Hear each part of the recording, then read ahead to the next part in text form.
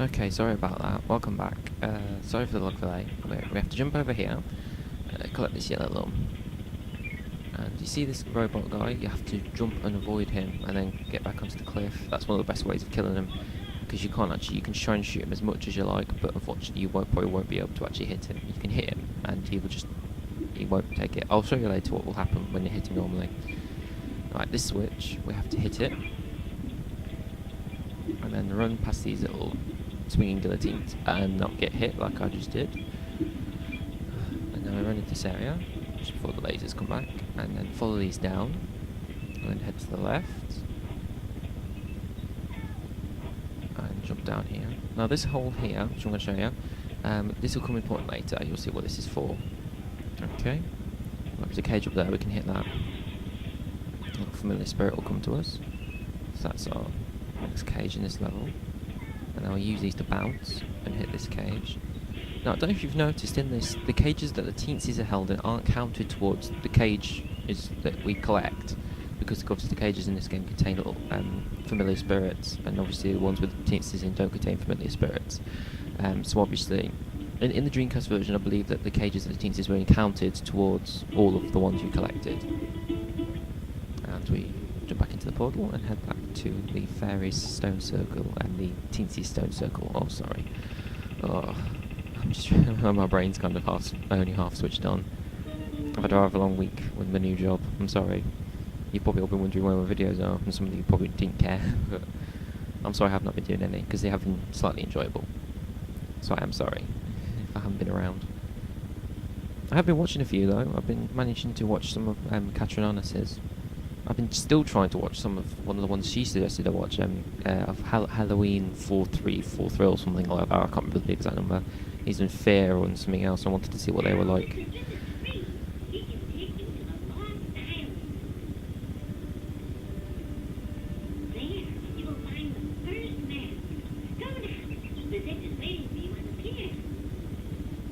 On the pier, can we have ice cream?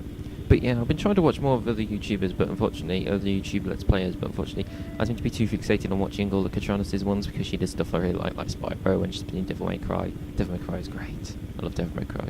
Especially Devil May Cry 3, because Dante is very sexy. But yeah, these are just all the different portals.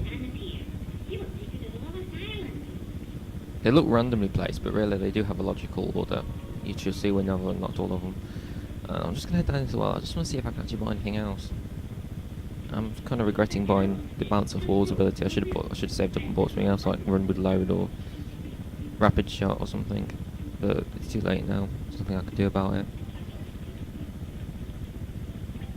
But yeah, if you ever watches this, Halloween 4343 or whatever, I'm just going to call you Halloween.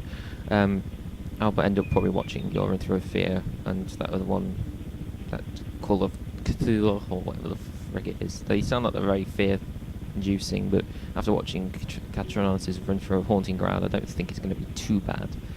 Right, we head this way. This way leads to the pier. It's actually pretty well hidden if you don't know it's there. You have to follow the signs pretty well. We just have to come down here. It's on the right-hand side bit of the mini I was playing. It's kind of in between where we first entered the frontier and the way we were headed towards the marshlands. So we have to come down here. So this is the yellow lum. There's 30 yellow lums in each of the home areas, if you like, the frontier areas. Most levels usually have around 50, 80, somewhere in the region. Most average out at 50 or so. A nice solid round number.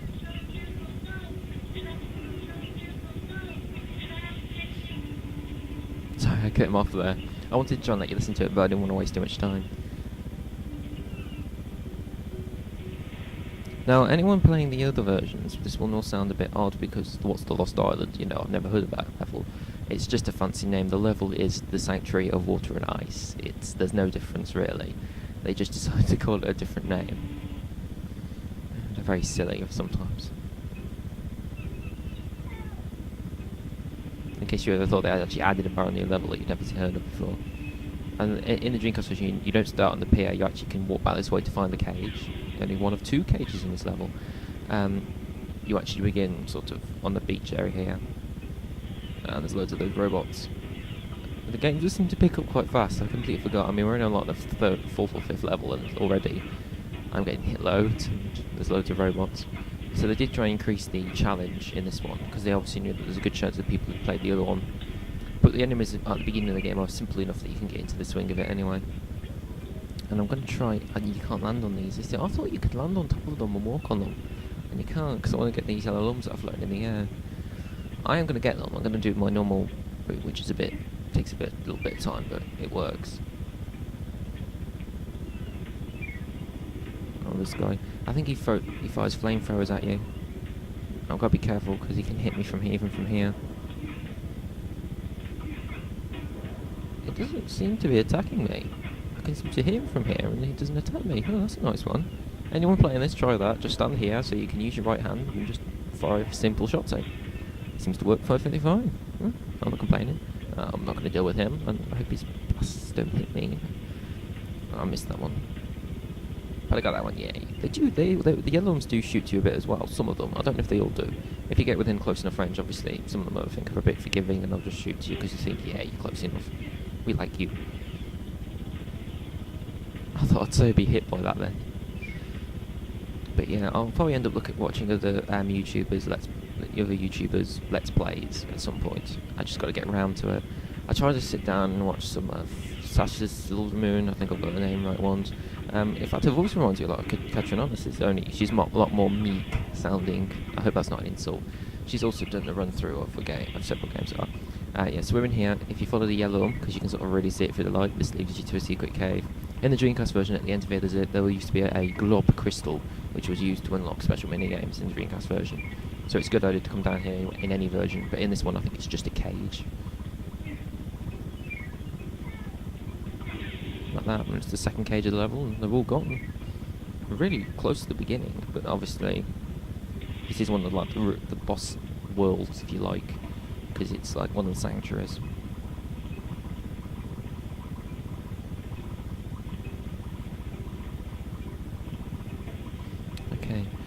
Yes, Sasta Silvermoon. I mean, she's done a run through of Haunted Town. I'm not sure if I want to sit through another one because I watched both of Katronis's and I did like hers.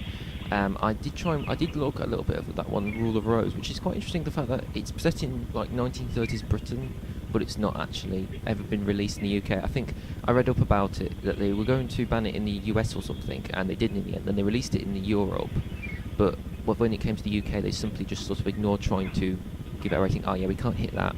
Later on we'll have the ability, we'll see what you can do with that, we can actually ignite it later, but we need to upgrade our shots, and that's done through the story. We can't do that manually and get that one. That is really awkwardly paced, that one. I don't think that's even in the Dreamcast version.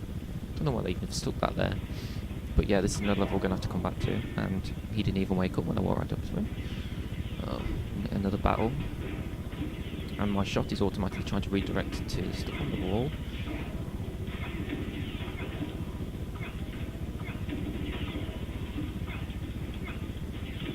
So I'm concentrating because it's a hard one. There's so many of them. It's hard to keep up with it all. And you can probably hear me tapping the button like mad, trying to fire shots. I should have bought rapid fire. I was such a fool for saying that the enemies aren't so difficult. Oh shit! I think that's my parents arguing in the background. I'm sorry. I'm sorry about that. If you can hear that, I'm very sorry. Right, yeah, we have to throw that out that door, and we'll walk through. I'm sorry about that. My parents are arguing. Sorry. Murphy again. A magic sphere. Like a keg.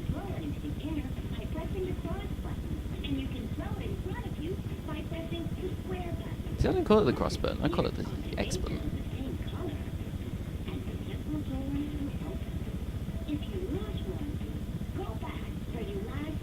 That is actually important, that point he makes. So if you accidentally like stand on the edge of a ledge and throw it into the abyss, it'll just automatically magically appear right next to your feet. Right, next time we will sort out